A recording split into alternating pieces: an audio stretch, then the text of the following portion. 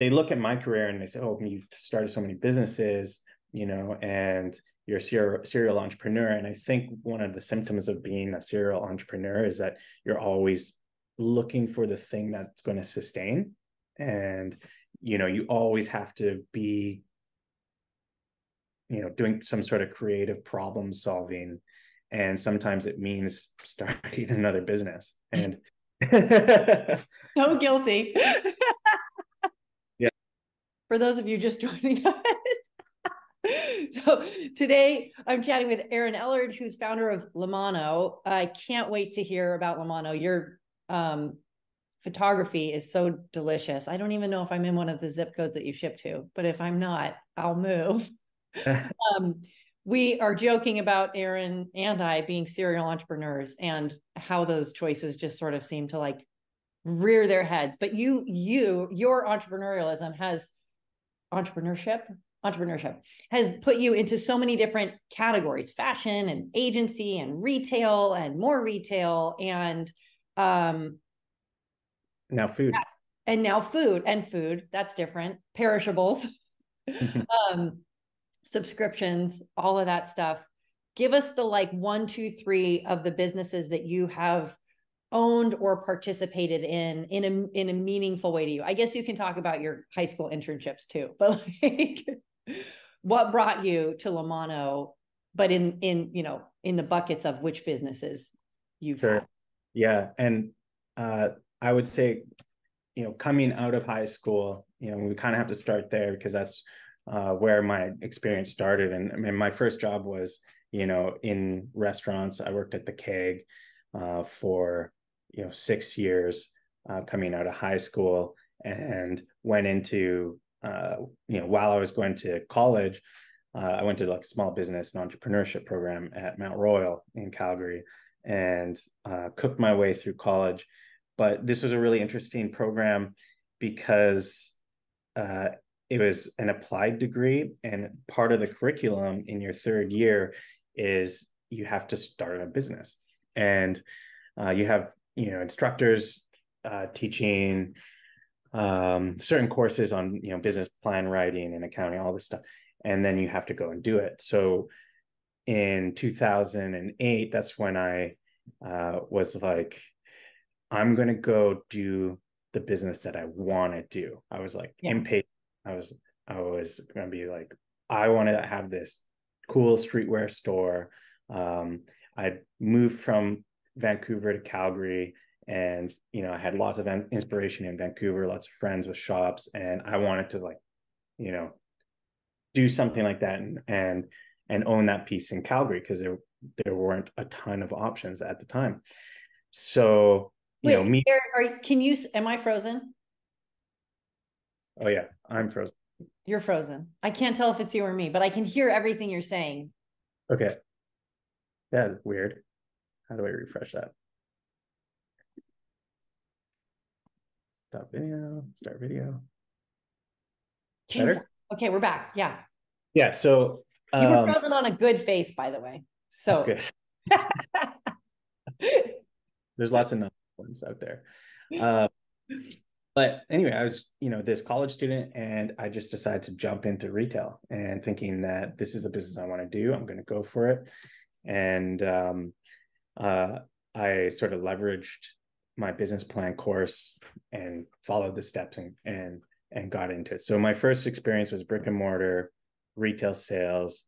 This is pre like e-commerce being a major player in every single store. yeah.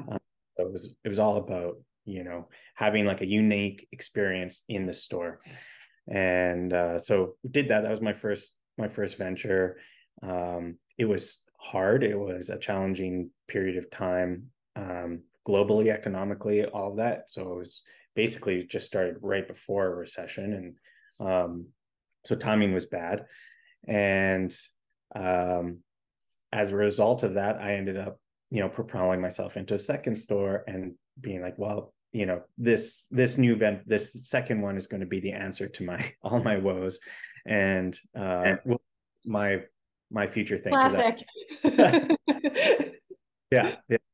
So as a young 20-year-old, 22 and all this is happening, it was kind of like crazy. So, but I learned a lot. Like I learned about sales. I learned about fashion buying, learned a lot about budgeting and inventory management. And then I learned about e-commerce, and that was going to be the thing that was going to, sustain us, soon enough. Like by 2010, if you didn't have an online store attached to your brick and mortar, you were falling way behind. So I had to learn about, building and managing an online store. The first online store that we made cost us way too much money. I would never spend that much money on an online store again. Yeah. Like that. And that bled into photography and product shots and lookbooks and styling. And so I learned all of those things. We had a photo studio that, I was able to, practice all of that and do all of that work. And then the next step was to learn about digital advertising. And, as kind of when you're an underfunded brick and mortar, startup, the only choice is for you to do it yourself. And you just learn these things rapidly as soon as you can, and to try and maximize the upside to it. And that's so that was sort of the basis, skill set. And that took 8 years to kind of cumulatively learn those skills and end up where I was at the point where I was then consulting for other businesses, both on the e-commerce side and the marketing side, but then also more into the brand strategy side. Something that's always been really attractive to me is branding, that creative, the creative part of the business, and brand strategy and positioning your brand. And I ended up, when things wrapped up in not so of a tidy way with my brick and mortar retail, I decided to dive more into that. I went to Germany to do a little work, a work term with a friend who was working at a really cool agency out there called AJ and Smart, and they were at the forefront of design sprints, and they were sort of had a whole business in Berlin where they were just selling design sprints and bringing like large companies in and sprinting problems with them and coming up with UX solutions and design solutions. And I took that experience back home to Calgary, and with my newly founded creative agency, I was like, how do we implement this process into what we do for brands and creating brand strategy and creative assets and identities? So yeah. So that's how I got into the agency world. So sort of I feel like I'm out of breath because I can talk for a second. So it was all of those things. It's so much. Yeah. Well, and okay, so I'll give you a chance to breathe. I think one of the things that's so interesting about building brand identities and executing around brand is that the consumer facing output of it, so often, like the end result is very two-dimensional, right? It's digital assets that are showing up on a screen. It's a picture of a shirt. It's a video or whatever. I mean, I'm not saying it's not dynamic, but I'm saying that like the end result is very often like fixed and finished. And what goes into it is so physical. Like so we have a photo studio in Brooklyn, and we're taking photos, and the end result is like this adorable, like frame. Yeah. But what it takes to get there is like someone's hand is hanging over a thing, and then we spent 5 hours setting up lighting and going to the rental shop to rent like a Fresnel lens and like all these things. And there's so much sweat that goes into this like perfect little final thing.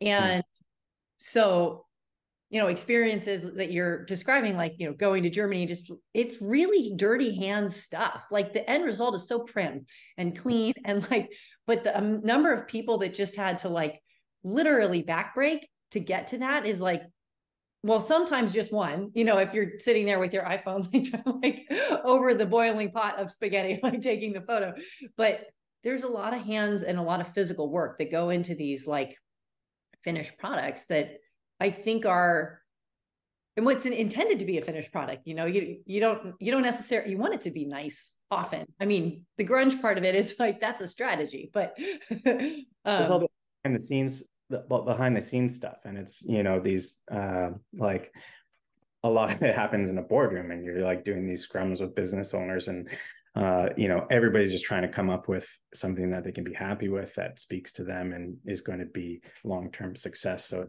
that's a really interesting part of the agency world that was really attractive to me. And you know, I think like we're trying to get to the ABC, that, you know, and how this leads to Mano is parallel to all of these things that I'm doing and all this stuff that I'm learning. I am becoming a new dad. So I had been, you know, my daughter was born when I was 24. And so kind of raising her on the side, I'm trying to stay like financially ahead. So I was bartending like 3 nights a week at a place in Calgary. So always involved in this food and restaurant scene in Calgary. And, you know, I'm doing all this business stuff on the side, and I'm learning, and I'm growing, you know, new businesses and have new partners and everything. And I always just get this wild creative itch where I just want to do something out of this world. So I've, you know, just started in this agency, consulting, digital marketing life, branding stuff. And I'm doing the restaurant stuff on the side. And I'm like, hey, I want to do like a pop-up dim sum restaurant, you know. And I'm talking to one of the chefs at the restaurant I work with, and he's like, yeah, let's do it. That would be so fun. I'm like, have you ever made dumplings before? He's like, no. I'm like, okay, we'll figure it out. Don't worry. So, so me, the first thing that I did, I was like, okay, I'm going to make the brand, and it's going to be called Sum Sum.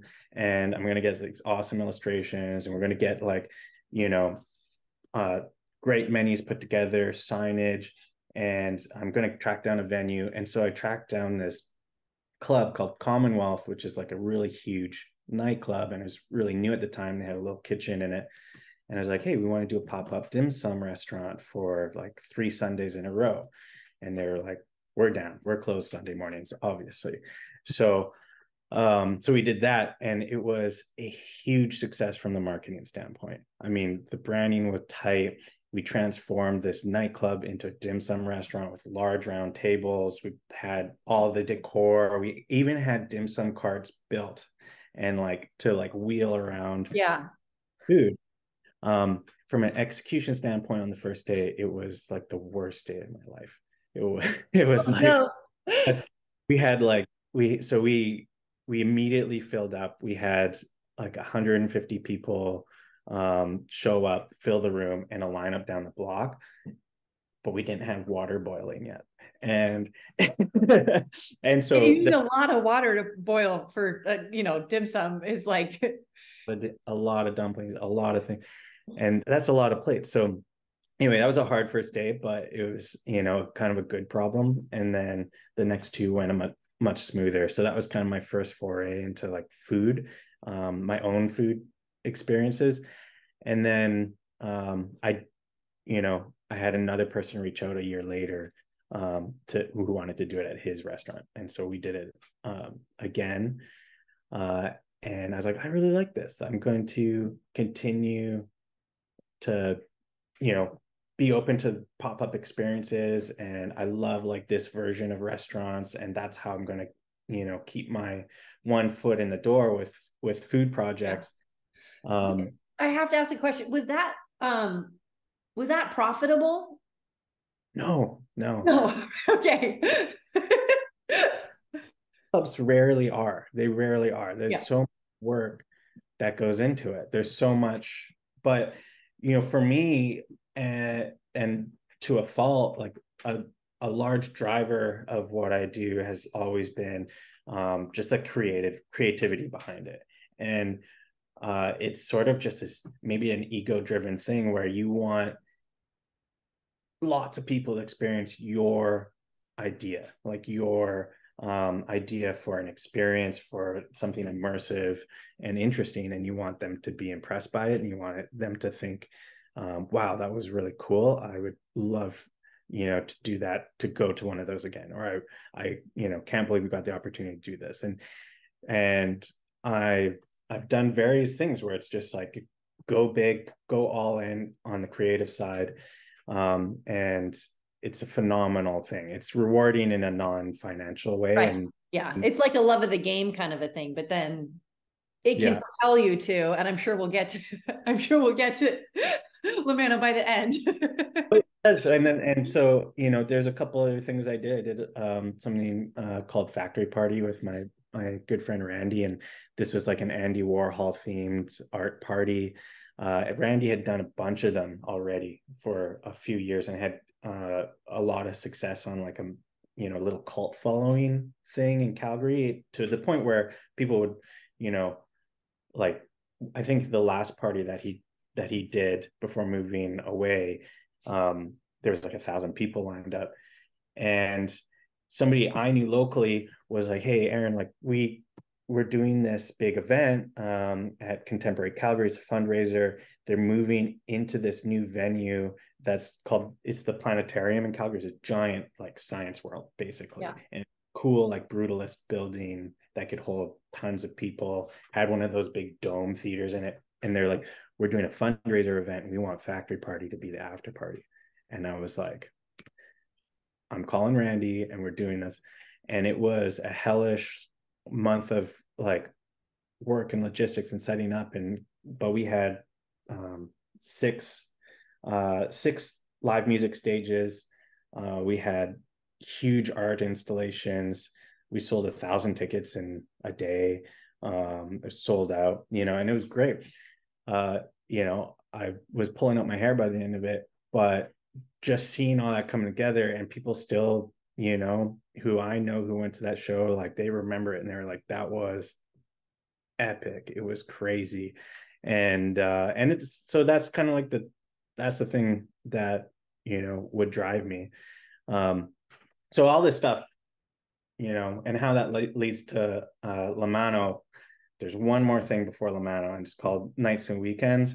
And there was this franchise sandwich shop in Canada called Meat and Bread, and it's sort of this cool whatever sandwich store. It was one of the first like really cool counter service concepts, actually, I think, in to franchise across Canada. And there was a location in Calgary, and the landlord was also a partner in the business, and he reached out to me and he's like, "Hey, you know, you've done these things, Factory Party. I actually went to some with my wife. She loved it. Would you be interested in doing something in the evenings at Meat and Bread? Because we're closed by 4 and we're just looking for an extra revenue stream." And I was like, you know, I was like, oh no. I was like, here we go again. Because at this point, like, you know, I'm the agency is a little bit bigger. I have 2 partners there. We have staff, and you know, we're doing client work. But I was like, this is too good. And I, you know, talked to, his name was Jim. I was like, Jim, look, I can do this. I can't divert any of my financial resources to this. He's like, what do you need? I was like, 10 grand. And he's like, okay. And so he gave me 10 grand, and that was enough for me to buy a little bit of equipment and to, you know, do some menu development stuff with a chef. And we're like, we're just gonna try it for like 3 months. That's what we'll commit to, and we'll do Wednesday through Sunday. And I called it Nights and Weekends. And you know, the branding was tight, obviously. The photography, the marketing of it was really good, and people came, and it was a good, you know, it was a good time. We ended up doing that 4 nights a week for 2 years. Wow. And the only reason we stopped was because COVID shut us down. And being the pop-up that we were never gonna, like, you know, that was it. Like, you know, we lost our space, and so we're done. And so the Lamano was sort of just founded out of that. It was this, at that time, not only do I have agency staff, I now have a whole restaurant staff, and, you know, front of house was unfortunately I had to get laid off. There was no choices there, but the kitchen staff, I was like, okay, well, let's just keep our kitchen staff busy for as long as we can until this whole COVID thing blows over in like 2 months. And something that they've really always been great at is making pasta. And I was like, okay, well, we're just going to make pasta and sell it to grocery stores and online for people to buy. And for whatever reason, I was like, I'm going to call it Mano. And, we're going to make this brand. And my art, like, one of my biggest assets at the time was just the ability to come up with a brand identity and a strategy super quickly. I mean, that's what I do. And so while everybody else was sort of just sitting on their hands waiting for COVID to, end, which it didn't, as we know. I was just like, okay, I'm going to make a website, I'm going to make a brand, and we're going to sell past. You guys are going to be like, we're going to put you to work again. And we did that, and it was like, okay, we're selling some. I've got some friends with some stores, and we're selling some volumes, and some people are ordering online. It's going fine, but pretty soon, I'm going to have to make a call on whether or not this is actually a business, because it has overhead and COVID's not ending, it feels like. So what do we do? And so it'd been like probably 6 months, and I was like, well, we need subscribers. We need a foundation for this, so that I know when to schedule people and they can come in and they can just make the stuff. And so it was, it was just sort of this unexpected pivot that was supposed to be temporary that, became very permanent. And as soon as we launched our pasta club, people grabbed onto it. And we went from, 0 to 40 subscribers in that first week, pre-Christmas. I was like, hey, yeah, sign up before Christmas and you'll get a bonus delivery on Christmas Eve. So, how stoked was my family that I was doing deliveries on Christmas Eve and getting them. But we had our first 40. I was like, okay, that's awesome. That's great. 40 subscribers in a week. And then January rolled around and it was like 100 subscribers. And then I was like, we're going to start collaborating with a different chef for every month. And we're going to include all the ingredient kits you need to make a really great pasta dish. And it's going to be super special. And, that was my strategy to, become positioned as like a restaurant brand still, and, leverage other people's platforms to promote us. And so by March, it was 300. By April, it was 500, and it just kind of grew like that, and became the foundation for the business we have today. So. Wow. That is so cool. Okay. Yeah. So where are you going to take it? Well, okay. So we've been doing this now for 3 years. Pasta Club's been around for as of this December will be 3 years. We have some people who've been on since the very beginning still, so, and lots of members who join, a year in, and they're there. So, for me, it sort of shaped the whole business model.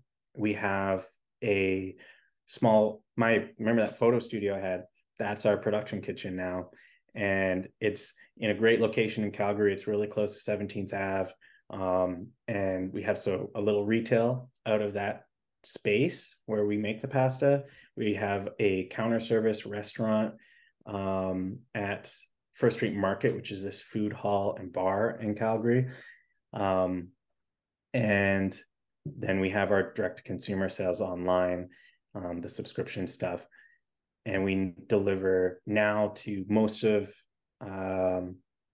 Calgary and the surrounding areas, and Edmonton and the surrounding areas, which is like the bulk of Alberta.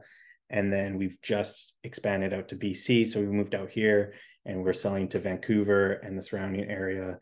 I've set up another kitchen here in Vancouver, and we're about to open up pretty much most of BC, so interior BC, Okanagan, Vancouver Island, and all the other smaller communities.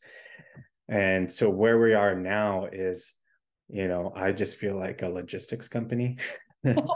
It all, I swear, it all comes down to that at the end. It's just ops. It's just logistics. You start with these amazing creative things, and like, you just have to hold on to that with every finger you can, because what you're doing is ops. And it's like, but how can I be creatively fulfilled?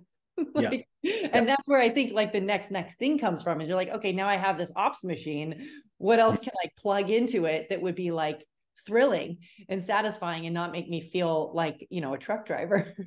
Yeah. Not that being a truck driver is not like an amazing vocation in and of itself. And I have a few family members who like, that's like what they want to do when they grow up. Yeah. Be a truck driver. Yeah. Necessary. So necessary for the business. So yeah, I mean, I feel, so that's my quick ABC. I just had to spew out like 15 years of entrepreneurship at you to get there. But Get there. Yeah, do you have any questions? Oh, so many questions. So, okay. So are the restaurants, so staying on the Mano for a minute, just in like playing around with all of the things that are making this business run and operate and grow. Are you opening a restaurant to expand into a territory, or do you start with mail order to that territory and then like assess demand, and then maybe like the restaurant follows? When are you going to be in Southern California? I mean, you personally, but also your pasta. That's just asking for a friend. Yeah, yeah. So the reason why I love this business is it is scalable. There is a pathway, and we've spent the last 3 years really figuring that out and learning about it. And there's unique challenges being fresh food. Also, in Canada, you have local jurisdictions for how food is transported, i.e., you can't send food extra provincially. I can't just take what we make in Alberta and then drive it to BC to someone's house. Different set of rules in BC. So you either have like a federally regulated production facility, which is going to cost millions of dollars, or our model actually is to set up just a commissary, like remote kitchens in these other jurisdictions, because then those kitchens can be locally inspected and then we send out. So yeah, to answer your question, we start with our subscription customer base, we grow it in those regions, and then the plan is to open the restaurant, something that can be customer facing. And it's really important to me to eventually get to that point in every area that we're in, because I really want that direct customer touch point where they can come in and really understand the brand and the product and where it comes from, which is what differentiates us from some of the larger meal kit companies. I don't know if you have like HelloFresh down there, yeah, or Good Food, or some of these giant meal kit companies, where we differentiate. Everything is made in small batches by very talented people, and the product is different and interesting and every time, and we want that experience to carry through from the front door of a restaurant. You walk in and experience the space and your interactions with staff, through to like it's getting delivered to your door and you're unboxing it and you're following the easy steps, but the end result is next level. So that's where we want to be, and we want to live in that space. And I think that the subscription model is not going anywhere. I think the subscription economy is only becoming more prolific in everybody's lives. But the challenging thing as a business that lives in that space is you need to become all of a sudden very important to those people's lives on a regular basis. You can't just be something superfluous that shows up that they're not looking forward to. They'll unsubscribe. Yeah. So yeah, we're just trying to figure that out. How do we maintain the experience? How do we make it better all the time? How do we offer some more? And then how can we translate that into like a brick and mortar side of the business as well, so that we can really establish our brand. Yeah. So you're just digging in on logistics since I care. You're co-packing. You don't have a co-packer. You're packing it yourself. And then there's a fresh pasta component of this. There are bottled sauces as well. Yeah. So there's a fresh pasta. There's also just the monthly delivery is different every time. So we're not canning all the time. A lot of them are, conducive to canning. So it's fresh, refrigerated sauces. Usually they're prepped, different kinds of ragus and things like that, and garnishes to make the entire dish. So on a logistics standpoint, it's challenging because you have fresh product that needs to stay refrigerated, and you need to consider all of like the temperature control things for your last mile fulfillment. Yeah. And the difference between selling clothes and food is that you can just drop off a pile of boxes at UPS and off it goes. Right. With fresh food, you have to create routes, you have to have density in customers, and you got to send a driver, to each one of these homes and take it out of a refrigerated van and drop it off. So there's so much involved. I'm definitely down with the just scrappy. How are we going to get this done? Call all the friends, call the family, yeah, call the National Reserve, all hands on deck. We could talk about this for 70 more hours. We have to have another call. I want to let you get back to your morning and your busy day and week, which we didn't even get into. But I'm sorry, it was a tough one. I had a tough week too, but we're going to be okay, right? Yeah, no, and these tough weeks are, that's one of the upsides to subscription. We see it coming. We're like, oh, it's going to be big production week. I got a lot of routes to build, all of that. So lots of planning ahead as well. So, armed for success. Yeah. Let's do it again. Thank you so much for coming. Thank you for sharing so much extra time with me. It's been a pleasure. I can't wait to be your friend. I'll come help in the commissary if you want. Yeah, come up. Right on. Okay. It was really nice to meet you. Okay. Thank you. Nice to meet you too. Cheers.